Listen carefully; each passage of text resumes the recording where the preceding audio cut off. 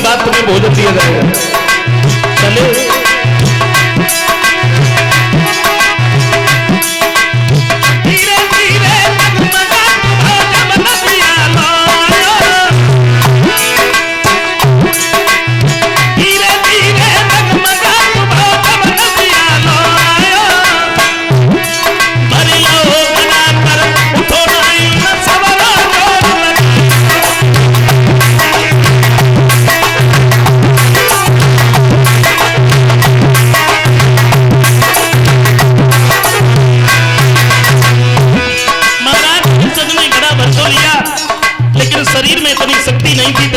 नहीं थी, उस घड़े को उठा करके अपने सिर पर रख लेते, उसी जगह पर बैठ गए तो क्या देखा?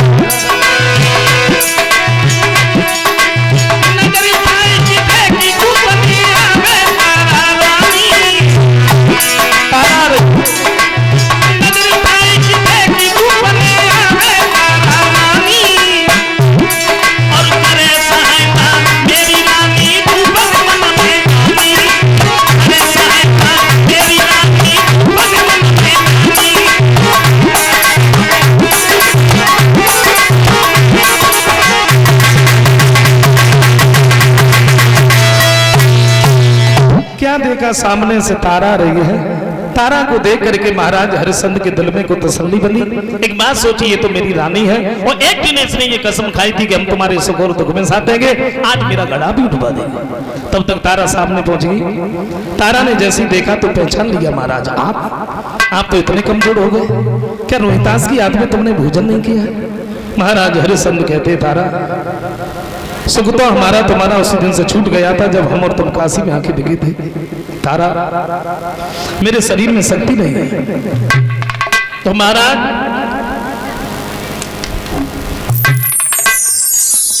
हरिश्चंद्र ने एक इशारा किया, तारा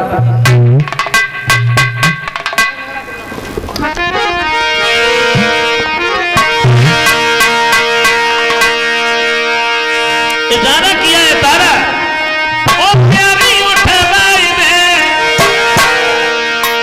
तारा और रानी उठा बाई दे गगरिया मेरी दिल की भरी।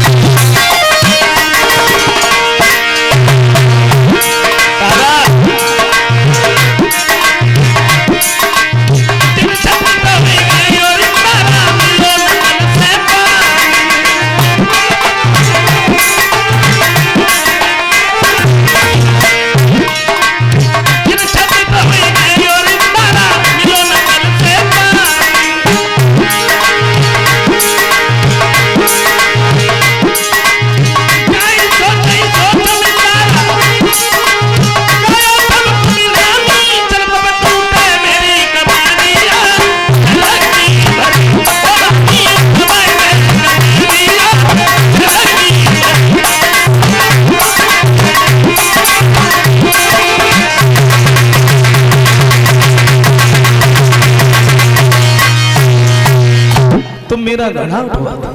तारा कहती है, महाराज माफ करना, घड़ा उठवाना तो बहुत बड़ी बात है, मैं तो तुम्हारे घड़े से हाथ भी नहीं लगा सकती। क्या मतलब? क्या तुम मेरी रानी नहीं हो? क्या तुमने ये कसम नहीं खाई थी कि हम तुम्हारे सुख और दुख में साथ देंगे?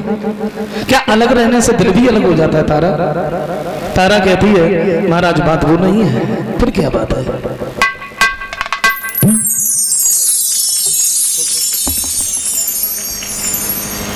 जवाब दिया, महाराज तुम्हारे हाथ में तो मैत्र का घड़ा है, मेरे हाथ में ब्राह्मण का घड़ा है। जरा सोचो, अगर हमने तुम्हारे घड़े से हाथ भी लगा लिया तो मैं अपवित्र हो जाऊंगी, फिर मैं ब्राह्मण के घर में कैसे जाऊंगी? इसलिए महाराज मैं तुम्हें एक उपाय बता दूं। क्या? बोली महाराज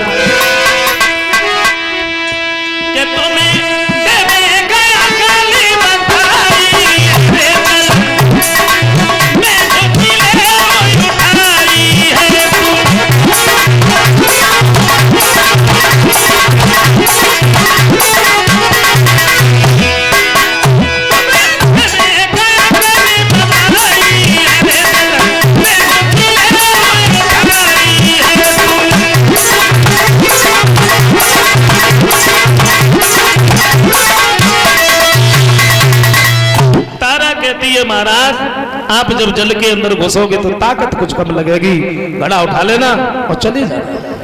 तारा ने इतने शब्द कहे, अपना घड़ा उठाया और वो तो वहां से चली गई। महाराज हरिश्चंद्र बैठे ही रह गए। एक बात सोची, क्या ये बही रानी है? क्या ये बही रानी है जो एक दिन इसने ये कसम खाई थी कि हम तुम्हारे सुख और दुख में साथ देंगे, और आज इसने मेरा घड़ा भी नहीं उठवाया? शायद पहले इसका कोई स्वार्थ था, मुझे कोई मतलब था, अब कोई मतलब तो रहा नहीं, इसलिए इसने घड़ा नहीं उठवाया। महाराज हरिश्चंद्र बहुत देर तक बैठे बैठे सोचते रहे। उसके बाद जैसे तैसे इन्होंने घड़ा उठा तो लिया। शरीर में इतनी शक्ति नहीं थी, इतनी ताकत नहीं थी, घड़े को घर तक ले आते, ठोकर लगी, घड़ा जमीन पर गिर पड़ा, टूट गया। बीते हाथों महाराज हरिश्चंद्र मेहतर के नजदीक पहुंच गए। मेहतर ने देखा तो पूछ लिया, हरिश्चंद्र जी महाराज तुम तो जल भरने गए थे, घड़ा कहाँ है? बोले महाराज माफ करना, वो घड़ा तो हमसे टूट गया। मैंने माफ नहीं भूल करती जो हम तुम्हें खरीद करके ले आए।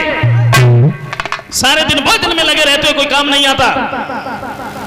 तो तुमने घड़ा भी तोड़ दिया, अब ये काम तुमसे नहीं होंगे। ऐसा करो, मेरी लाठी उठाओ, मरघट पर जाओ, कफन उगारो। एक बात का ध्यान रखना, बिना टका के कोई भी मुर्दा न जले। और सुनो, आज तुमने जो घड़ा तोड़ दिया इसी के बदले आज तुम्हें भोजन नहीं मिलेगा। लाठी उठाई, मरघट पर पहुंच गए। और ध्यान दे, जिन बहनों ने कलश भरे हैं वो उठ करके खड़ी हो जाए। कलश वाली कन्या है, उठ करके खड़ी हो जाए। उधर ब्राह्मण ने तारा से एक बात कही, तारा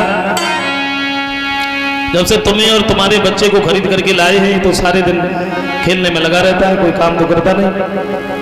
भाई इससे ये कहो बगीचे में चला जाए, पूजा के लिए फूल ले आए। तो रोहितास को बुला दिया, बेटा तुम बगीचे में चले जाओ, देर नहीं की। टमाटी की बातन में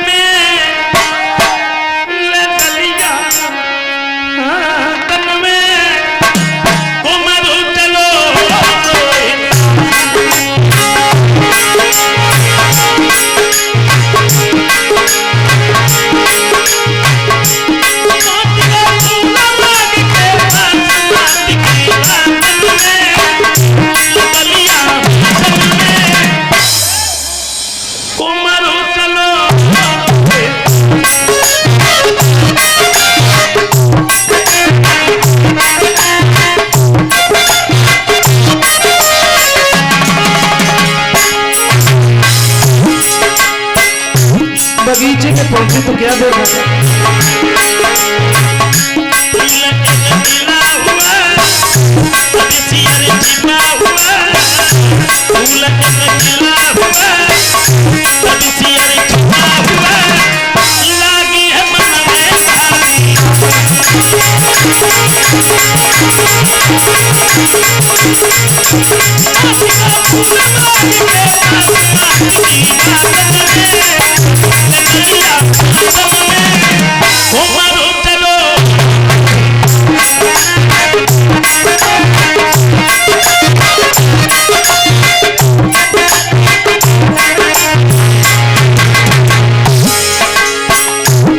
बगीचे में पहुंचे हैं तो क्या देखा, एक बड़ा सुंदर पुष्प खिला है। तो देर नहीं की,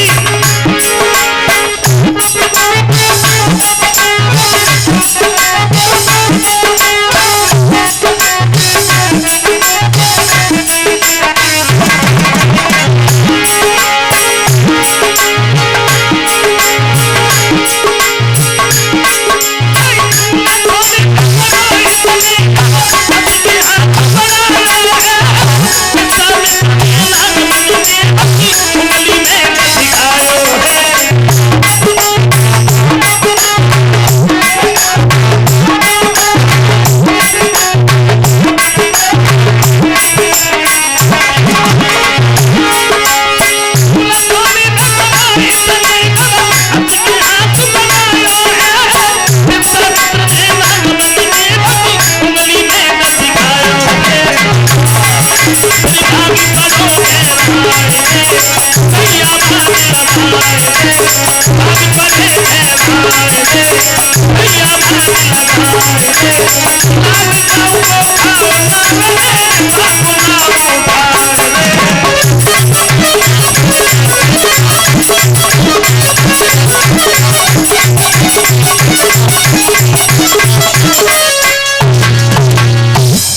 विश्वामित्र ने सर्प बनकर के रोहितास की उंगली में डस लिया। रोहितास उसी जगह पर बिलखने लगा। विश्वामित्र जी भागे, काशी की गलियों में आवाज लगाई, काशी के लोगों, किसी का लड़का बगीचे से फूल लेने के लिए गया, लेकिन एक सर्प ने उसे डस लिया। जिस किसी का भी हो अपने बच्चे को ले आया। तारा भोजन बना रही थी।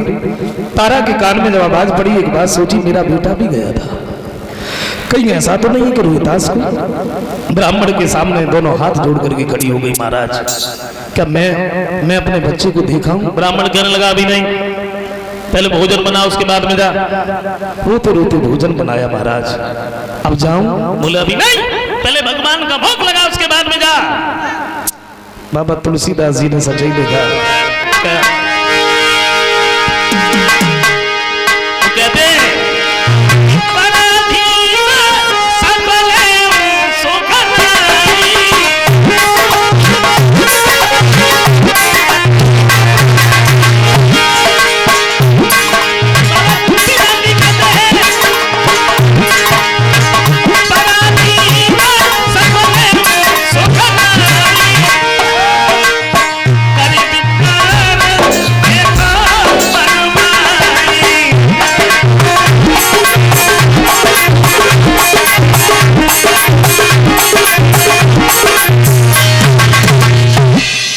रोते भोग लगाया भगवान का, फिर सामने खड़ी हो गई, महाराज मैं जाऊं? जवाब दिया चली जा, लेकिन बच्चे को देख करके अतिशीघ्र हमारे पास लौट के आ। तारा भागी, बगीचे में पहुंची है तो क्या देखा, रोहितास बिलख रहा है। एकदम से गोद में उठा लिया, मेरे लाल क्या हुआ? रोहितास ने अपनी मैया को देखा, आंखों से आंसुओं की धारा बहने लगी। मैया, मुझे सर्प ने डस लिया है, अब जहर हमारे शरीर में फैलने लगा है, तुम रोना नहीं माँ, क्योंकि मेरे प्राण नहीं बचेंगे। तारा कहती, लाला ये तुम क्या कह रहे हो? तुम्हें अगर कुछ हो गया तो मेरा कौन है, मैं कहाँ जाऊंगी बेटा? रोहितास कहते, मैया मैंने, अब मेरे प्राण नहीं बचेंगे। तारा बोली, रोहित तुम्हें कुछ नहीं होगा, कुछ नहीं होगा बेटा।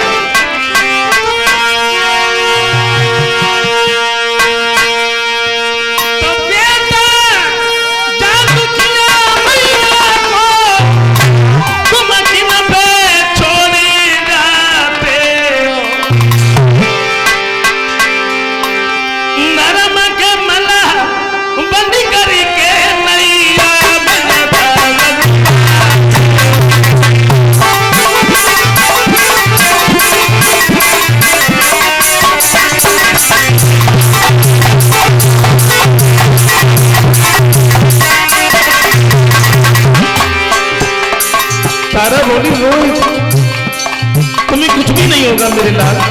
रोहितास कहते, मेरी मैया मैंने कहा नहीं, जहर मेरे शरीर में फैलने लगा, अब मेरे प्राण नहीं बचेंगे। तारा बोली, बेटा ऐसा मत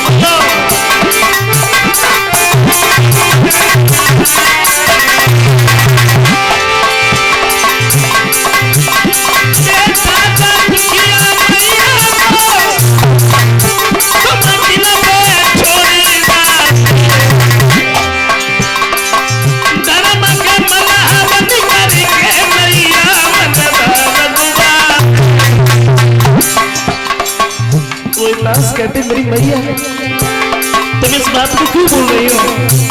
इस संसार में जो भी आता वो चला जाता। मेरी माँ, मेरी माँ तो ये दुनिया आनी जानी है और रहना नहीं है। माँ तो ये तो गिरानी है। तारा बोली, लाल कुछ नहीं होगा, तुम ऐसा मत बोलो। रोहितास कहते, भैया मेरी मात करो कर लो अपनो पहले समुद्र में गांधी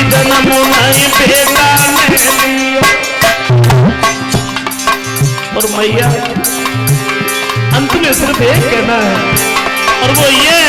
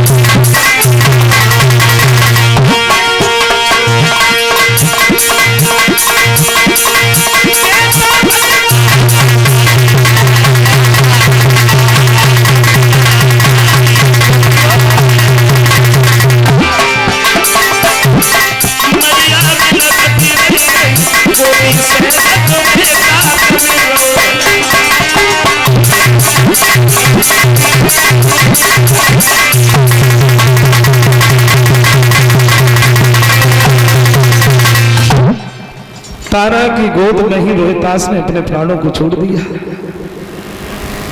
तारा ने जैसे ही देखा है तो रोहित की लाश को लेकर के दहाड़े मार मार करके रोने लगी। तारा जब रोई, बगीचे के मालिन के कान में जब आवाज पड़ी है तो भाग करके सामने आई है।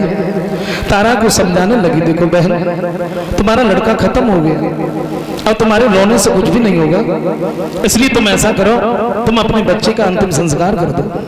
तारा ने एक बात सोची, आज मेरे पास में इतना भी कुछ नहीं है जिससे मैं रोहित के लिए कफन भी ले आऊं। तारा जो साड़ी को पहने हुए थी, आधी साड़ी को फाड़ करके रोहितास का कफन बनाया है। रोहित की लाश को लेकर के तारा मरघट पर पहुंची है, लाश को जमीन पर लेटा दिया, अपने हाथों से चिता बनाने लगी। रोहित की जब याद आती है तो लाश को सीधे से लगा लेती है, रोने लगती है।